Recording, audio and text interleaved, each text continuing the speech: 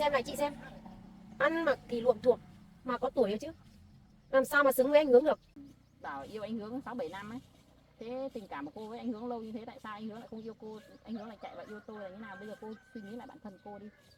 Cô mà không tránh xa anh Hướng ra nhá, từ ngày mai nhá, cô xảy ra chuyện gì ở chỗ này là tôi không biết rồi nhá. Mà nói như thế lúc nói như thế. Cô làm thế à? Cô làm thế không? Cô ăn nói thế à?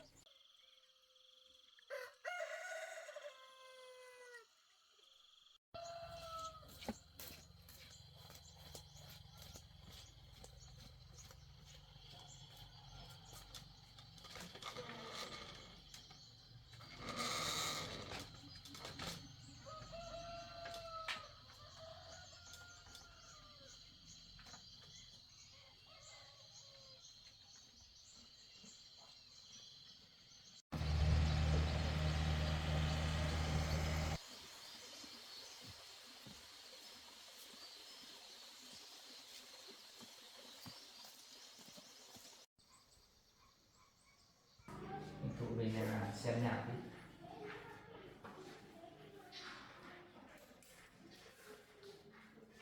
Mẹ vẫn nói đến Toàn bảo không thích, không lấy, không yêu thì mình cứ nói thế. Đúng người cả. Thôi về nhà xem nhạc đi. Xong.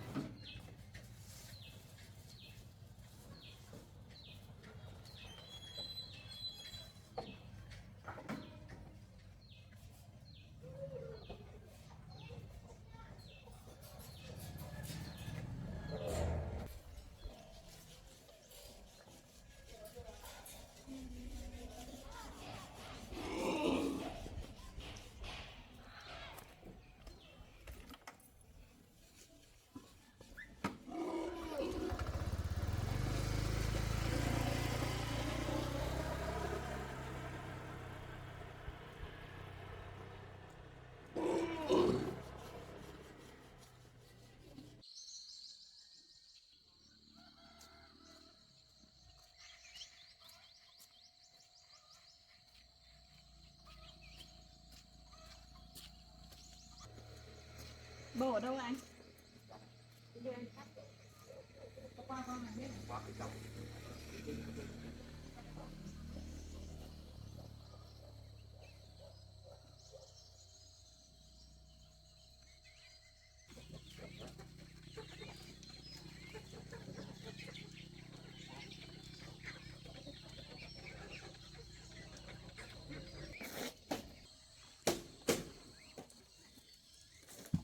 Cả bên dưới hả anh? Hả? Cả dưới bờ ruộng à? Đó, ôi giời, chị lấy những cái con quả nãy thế lấy đi hàng báo. À, thế ạ.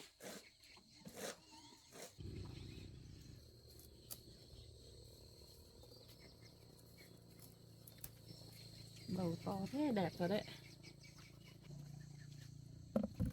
Hay làm chứ. Vâng ạ.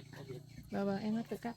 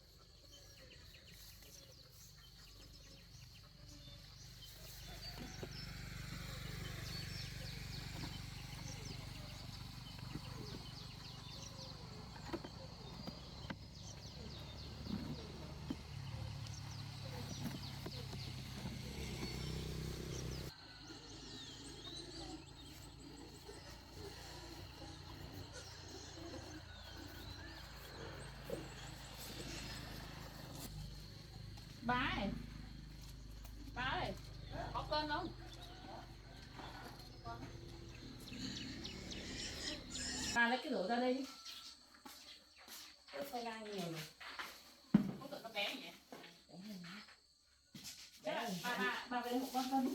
Ăn nhiều cái xấu phải khai thứ của nó và để tới đưa cô phải khai mấy tháng nào Mai kia hỏi chị xem là cái giống cà này lấy ở đâu, con lấy ít về trồng. Cái giống cà này ấy, công nhận là cái này nó mới là siêu quả này. Nhà con trồng cái loại kia nó không có quả nhiều đâu, ít quả lắm. Nó to, quả to quá, con đã có 4 quả thôi. Già không nhỉ? bây giờ Mình có 4 cân 7. 4 cân. Bán lẻ nó mày mới để ư lại là không cần cãi phải đây nước cân không phải. 28 cân 2 quả này.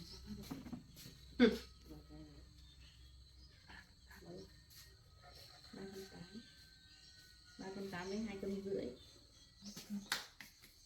Còn mà cái luộc cái áo gấu là áo thích tiền, còn áo cho áo két tiền thứ này.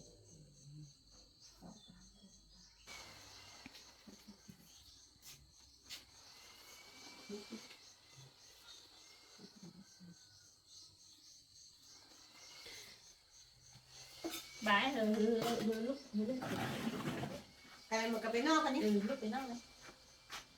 Bái phải chưa? phải không phải nó phải thì nó đi ra ngoài ở cái ngủ là hai đứa nữa là không có giá thì Lúc bên này này.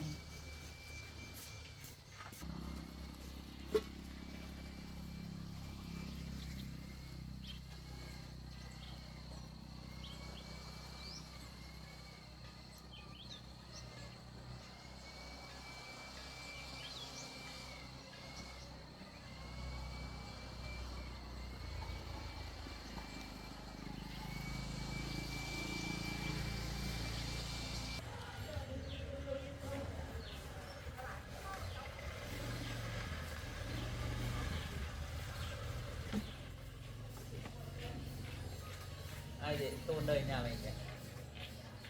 Hôm qua không thấy em ở nhà, cô hỏi mẹ em thì gửi nhờ mấy hôm thôi. Cô gửi ở đây gì? Hỏi này em là Hỏi rồi. bây giờ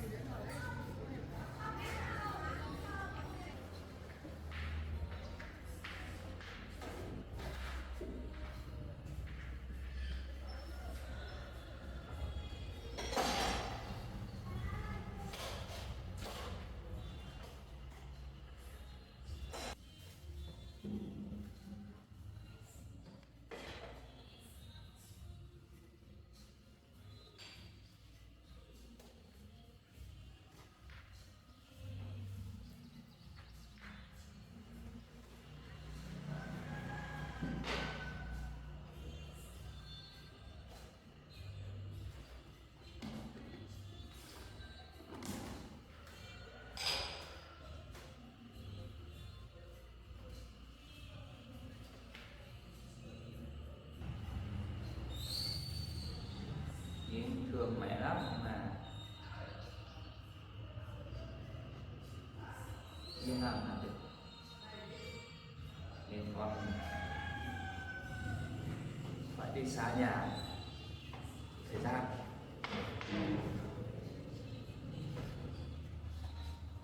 cho mẹ xem mẹ có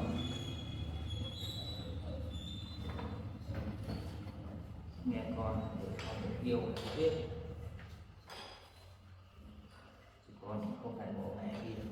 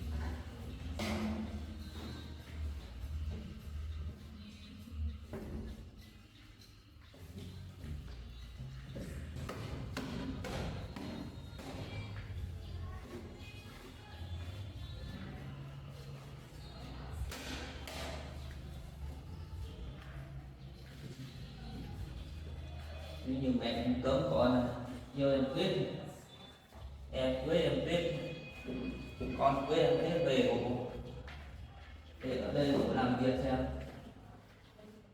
mẹ con có phải vui không, cấm con cho con nó yêu em biết là đấy em biết làm vợ người con không yêu mẹ lại cứ bắt con yêu mà lấy.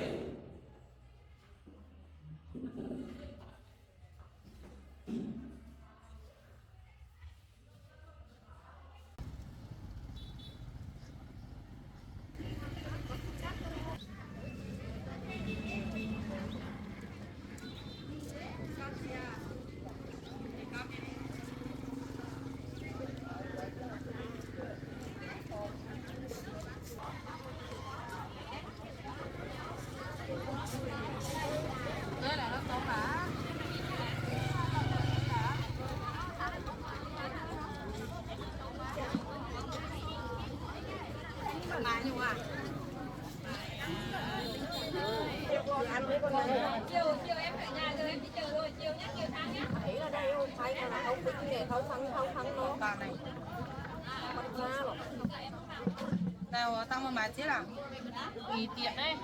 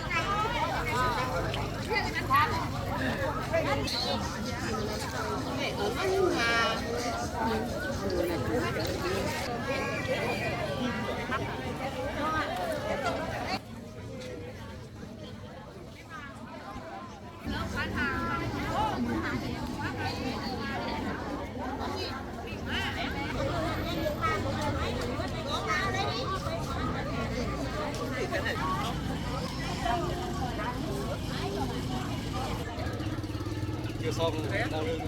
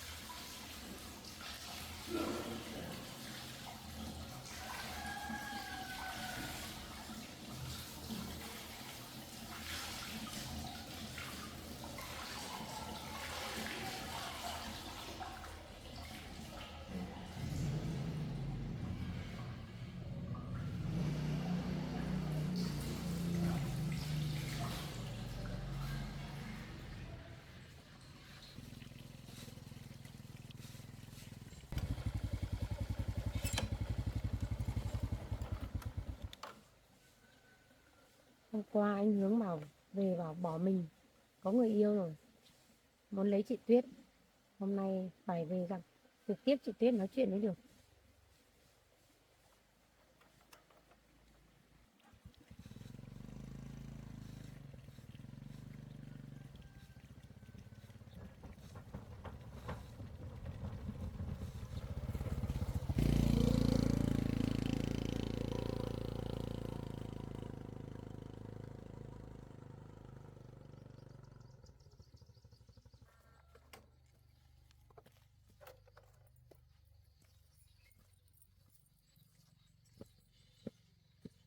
Cửa rồi. Chắc chị không ở nhà hay sao ấy.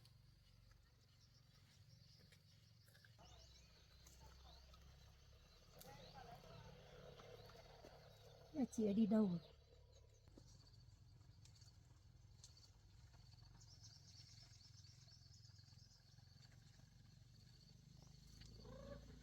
Không thấy đâu. Hay là chị đi nương rồi nhỉ?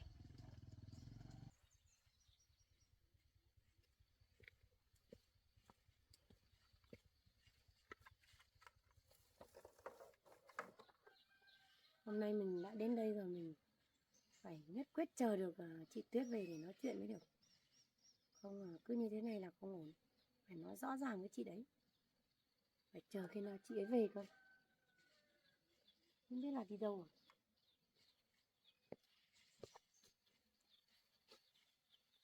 Ăn nó còn ngon rồi đấy. Mà cũng phải mua chứ sao.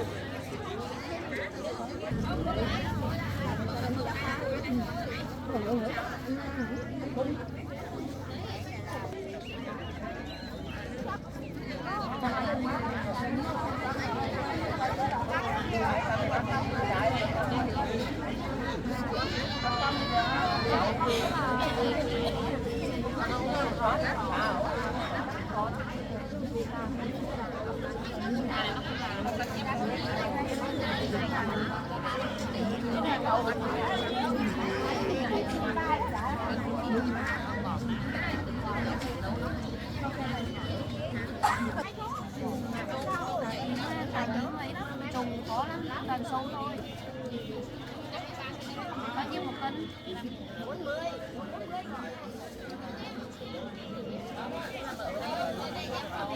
Ở đây luôn em.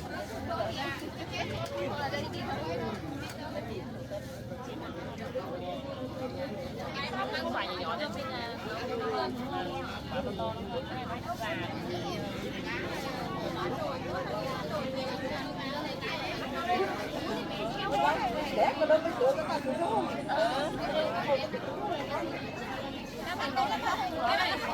Đấy, được mang cái túi ra để ba ra bán, để này nó sẽ làm 5.000 là để có ăn lô đâu này.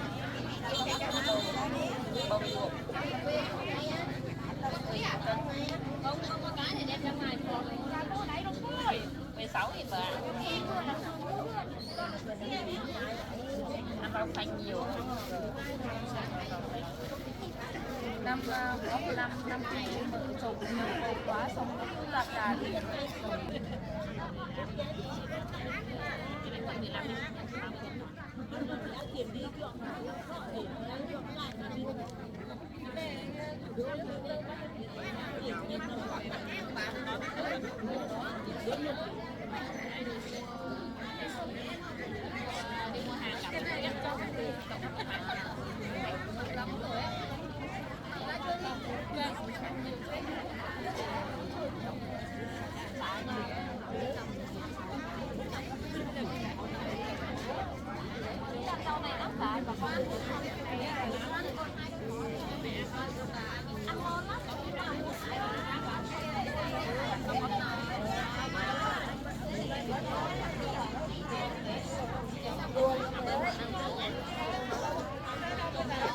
Nó to mặn nữa.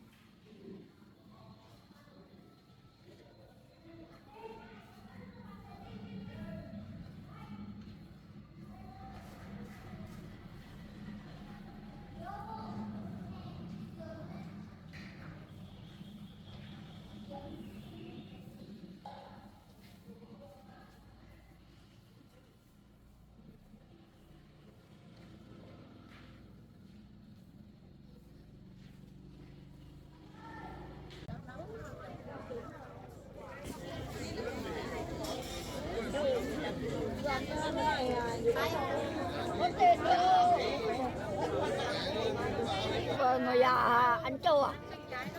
Có cầm cô.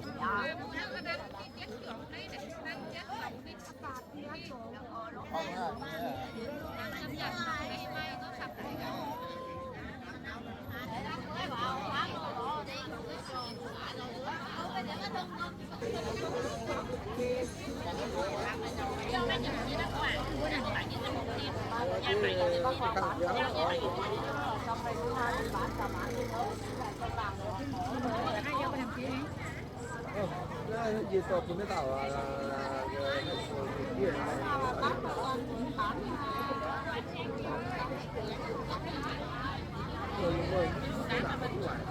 Nhưng mà nhà tôi to thì những đường ra đấy nhưng mà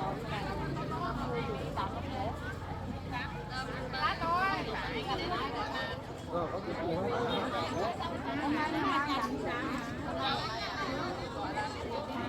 có cái đứa ở trên đâu nó cũng hai này nhưng mà không thấy nó nhỏ nhỏ nữa.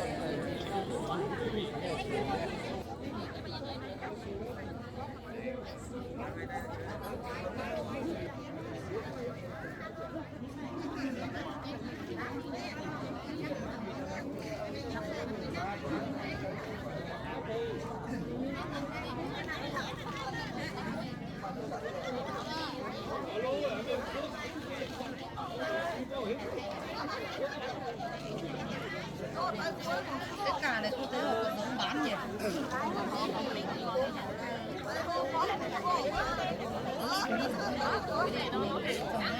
Bia nó kiểu đó.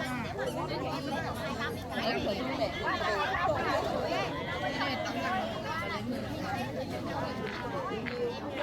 Đây một cân là nhiều lắm. Đây tấm là hai đứa.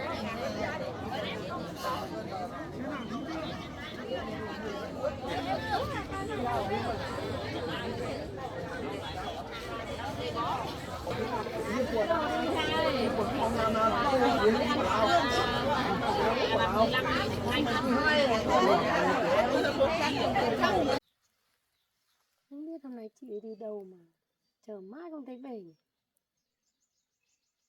Trông với bác vào thế ở nhà mà hôm nay không biết đi làm gì.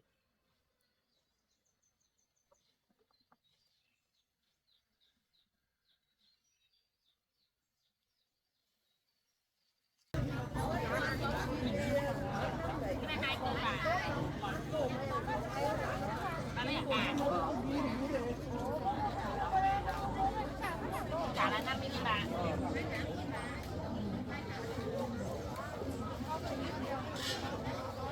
Ở tay nhé.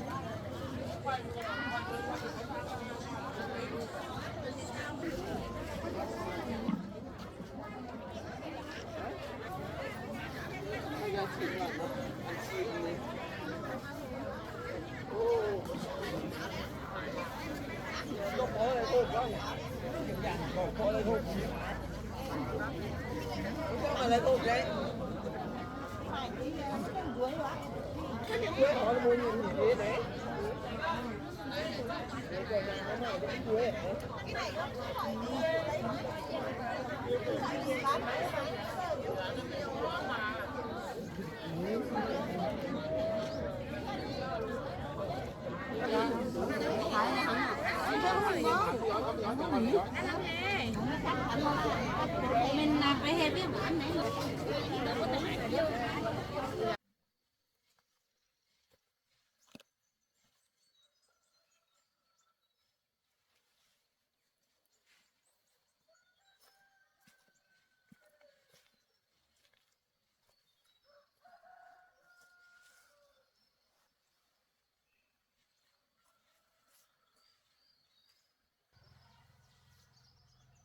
Ôi giời, chờ lâu thế này. Chắc là đi về để mai lại quay lại thôi. Chờ lâu quá chả thấy chị ấy đâu.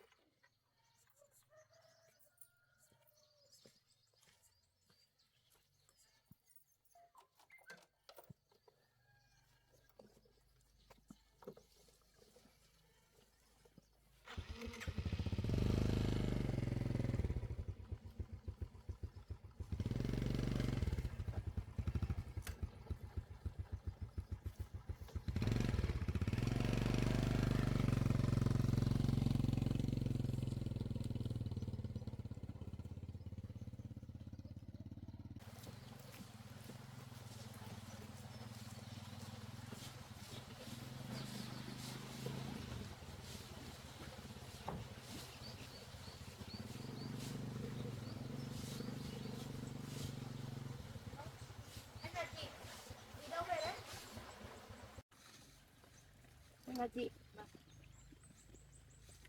Chị ơi, để em hỏi chút tiền. Đây em hỏi chút tiền. Mình có quen nhau đâu em.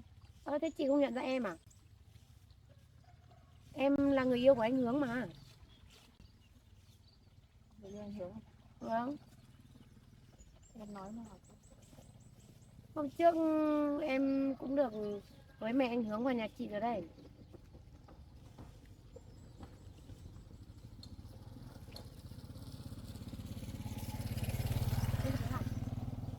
Nhưng mà hôm đấy là đấy, hôm đấy em thì em hôm đấy em không nói chuyện với chị.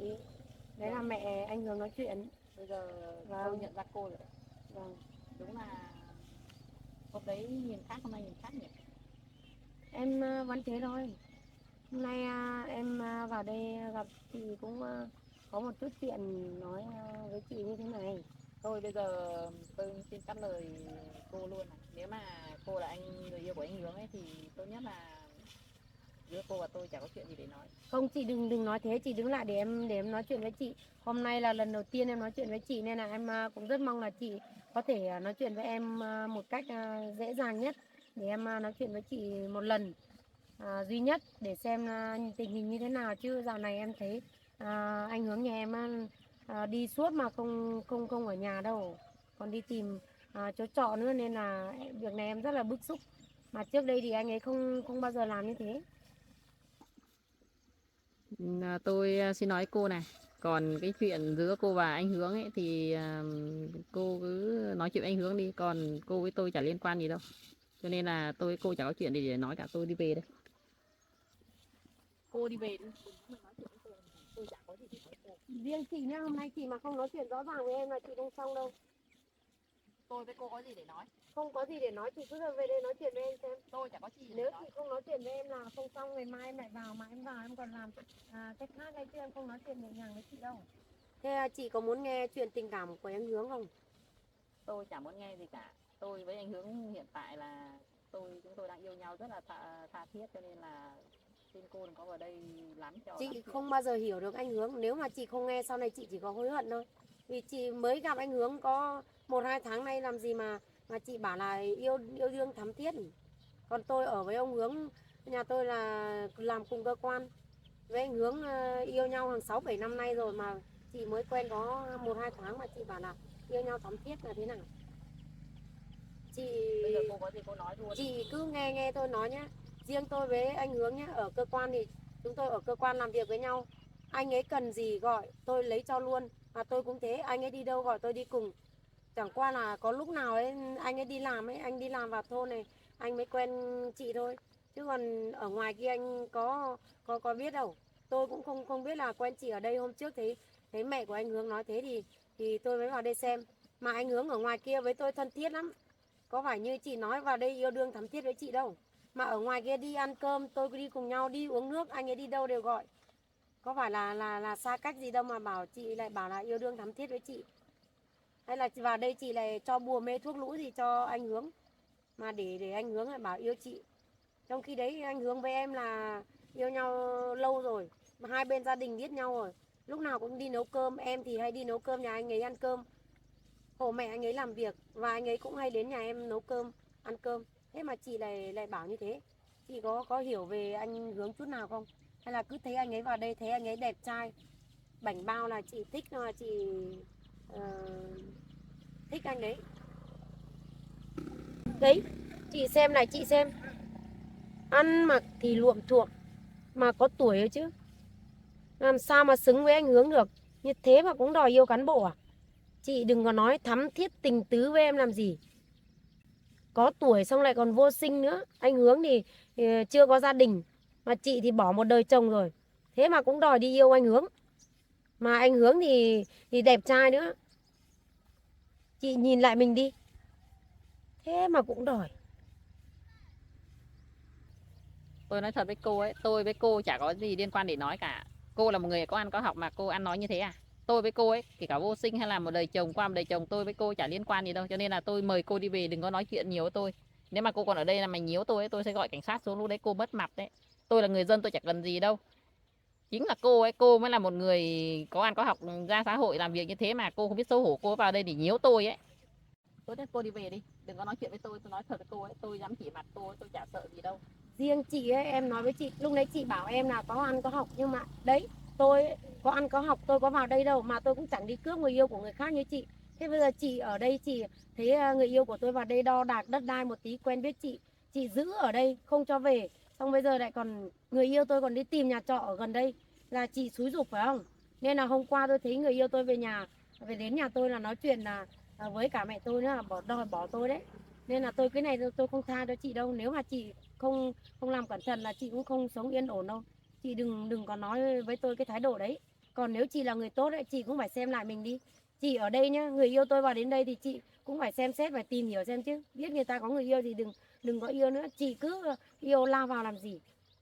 Tôi nói với cô này, đầu tiên tôi quen với anh Hướng ấy, tôi cũng không thấy anh Hướng nói là anh ấy có người yêu. Nhưng mà tôi không phải là tôi đi cướp người yêu của cô hoặc là tôi đi cướp chồng của cô đâu. Cô ăn nói cho cẩn thận vào. Tôi nói thật với cô ấy, anh Hướng vào đây ấy thì quen biết với tôi ấy thì cũng là trong cái chuyện tình cờ thôi. Tôi cũng chẳng biết là anh Hướng có người yêu đâu. Tôi cũng hỏi rồi, anh Hướng anh cũng bảo là chả có người yêu đâu. Bây giờ cô tự vào đây là cô nhận là cô là người yêu của anh Hướng ấy.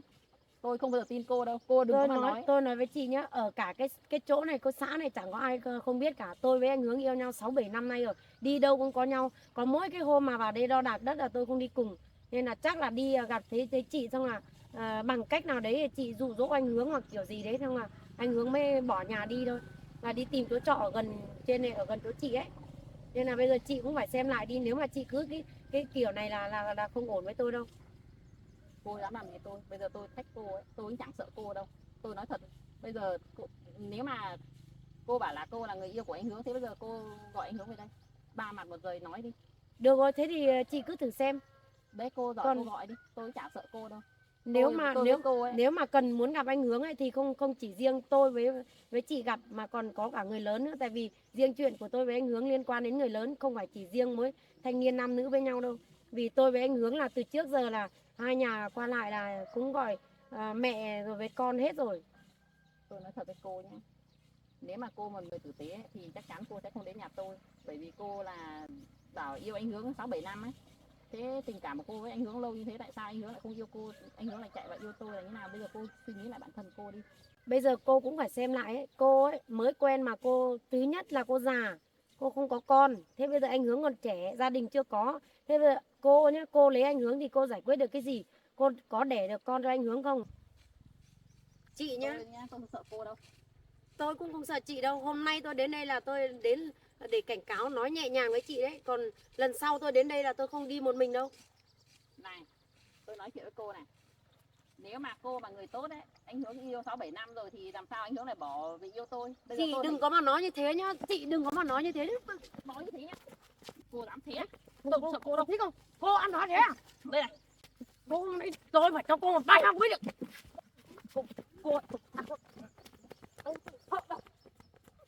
Đấy, cô nghe đánh người phải không? tôi không đánh cô. Tôi nói thật nhá, cô vừa già vừa xấu, chắc chắn là cô thả bùa cho anh Hướng rồi, nên là anh Hướng mới yêu cô thôi, chứ còn không có chuyện như thế đâu. Cô nhá, cô cẩn thận với tôi đấy. Cô mà không tránh xa anh Hướng ra nhá, từ ngày mai nhá, cô xảy ra chuyện gì ở chỗ này là tôi không biết rồi nhá. Cô đừng dọa tôi nhé. Mà tôi không dọa đâu. Cô là tỏ tay ra là đánh tí nữa là đánh mặt tôi rồi. Tôi đánh cô hay là cô đánh tôi trước? Cô đánh tôi đấy, vu oan cái gì? Cô không phải dạng vừa đâu, cô đẩy tôi đấy. Cô đừng có mà nói vớ vẩn nhá. Cô nhá, đừng có mà vớ vẩn nhá. Cô như thế cho nên từ ngày mai nhá, cô tránh xa anh Hướng ra. Này, tôi biết rồi. Cái cô ấy, con người cô như thế cho nên anh Hướng không yêu là đúng rồi. Đấy, cô cũng xem lại mình đi. Đừng có mà nói mai là tôi đến đây, mai tôi đến đây là tôi không đến một mình đâu. Cô phải tránh xa ra. Câu từ mai tôi còn thấy như thế là cô không yên ổn đâu. Tôi thách cô ấy, Xem cô đấy. làm gì được tôi. Được rồi, cô cứ cẩn thận đấy. Bây giờ nhá, tôi nói này, anh Hướng yêu cô hay không yêu ấy, đấy là do bản thân của cô chứ không phải do tôi đâu nhá. Cho nên là cô đừng có mà dọa tôi. Cô cũng thế, cô đừng có mà giở trò với anh Hướng. Nhìn cô như thế này mà anh Hướng yêu.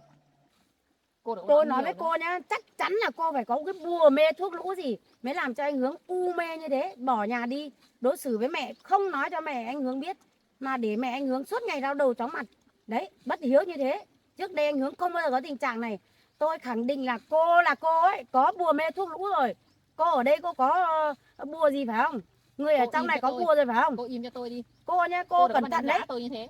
Tôi cảnh cáo cô một lần. Đây là lần cảnh cáo của tôi đấy. Cô Lần chẳng có sau tư tôi cách không. gì mà nói tôi đâu. Đấy, cô cũng thế, cô xem lại mình đi. Tôi thì làm sao? Cô xem lại mình ấy.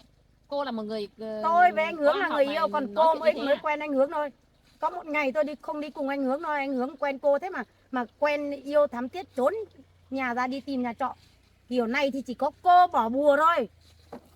Tôi chết cô đi về đi. Tôi không có thời gian nói chuyện nhiều với cô, tôi còn đi về làm việc. Nhưng mà cô mà không dừng lại, lần sau tôi vào đây không phải vào một mình đâu. Tôi nói cho cô biết nhé, đây là lần cảnh cáo duy nhất, mà lần sau tôi vào đây là tôi không phải vào một mình đâu. Cô mà không chấm dứt với anh Hướng, cứ bám lấy anh Hướng là không xong với tôi đâu. Tôi nói cho cô biết trước là như thế. Tôi nói với cô nhé, cô đừng mà dọa tôi nhé. Tôi không dọa, đấy là tôi nói thật đấy. Cô giỏi thì cô làm Được rồi, việc cô có cứ thể. chờ đấy. Tôi không có thời gian để đôi co với cô đâu. Cái câu nói của cô đấy là cũng đủ cho cô đi tù rồi đấy. Đi tù cô thử làm xem ai đi tù. Cô chắc chắn là cô phải bùa mê cái gì đấy mới làm cho anh Hướng u mê như thế. Bây giờ một người đàn ông không yêu người phụ nữ đấy là có lý do của đàn ông chứ không phải tại tôi đâu. Đàn Cô ở đây ông cô thì nói bây tôi giờ à? phải xem như thế nào chứ. Nếu mà cô là xinh gái trẻ trung thì tôi không nói. Đằng này cô già rồi, có tuổi rồi. Đấy, còn một đời chồng nữa. Thế mà bảo anh Hướng gặp một cái là yêu không biết đường về. Cô thấy im chưa? đi, cô im Tôi đi. không nói chuyện nhiều với cô. Nếu mà cô tốt đấy thì anh Hướng chắc chắn không bỏ cô đâu. Vì Cô những cứ nhớ câu nói của tôi chỉ đến đây cảnh cáo cô như thế. Lần sau cô vẫn còn như thế là tôi vào không phải vào một mình đâu. cô về nhanh đi, không thì Tôi nói cho cô bây giờ biết như thế đấy. Tôi còn lâu mới sợ cô.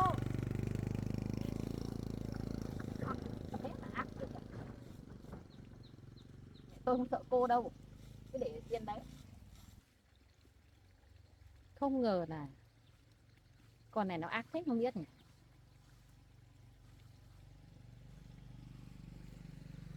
Hay là trước đây nó đây anh Hướng yêu nhau thật cho nên nó mới dám làm như thế.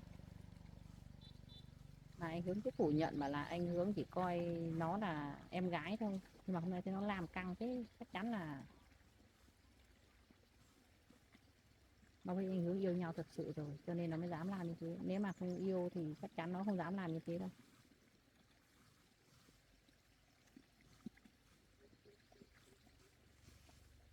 Bây giờ không biết làm thế nào rồi. Chứ có nên cho anh Hướng biết chuyện này không?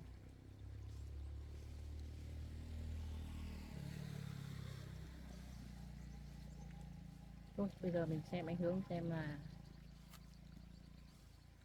anh như thế nào.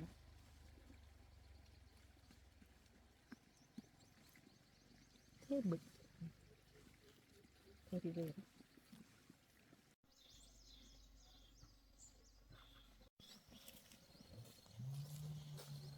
Bực hết cả mình. Mày có dọa tao, mày mà đến đây á, tao gọi cảnh sát đến thì bắt đi tù luôn.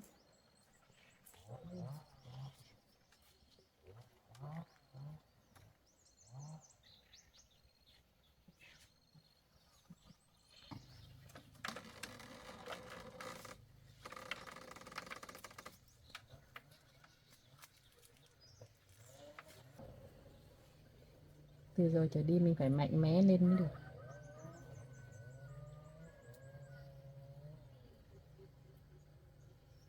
Bây giờ không biết làm thế nào được. Chắc chắn anh Hướng có điều gì giấu mình à? Tại sao anh ấy lại đối xử với mình tốt thế nhỉ? Đã có người yêu rồi, chẳng nhẽ anh ấy lại đối xử với mình tốt như thế à?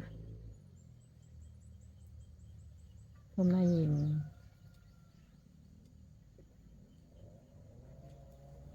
nhìn cô ấy làm cảm thấy chắc chắn là cô ấy yêu anh Hướng rất là nhiều.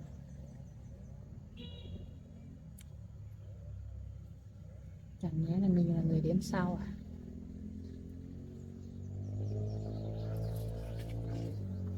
Bây giờ mình không biết phải làm thế nào.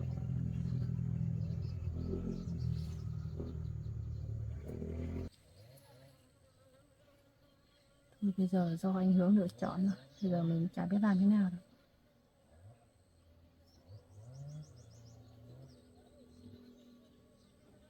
Giờ mình chả biết tin ai được nữa bây giờ.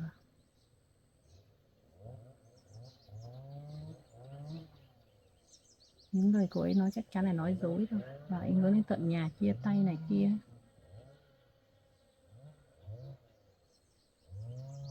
Thế anh hướng nói gì? Chưa thấy anh hướng đến đây.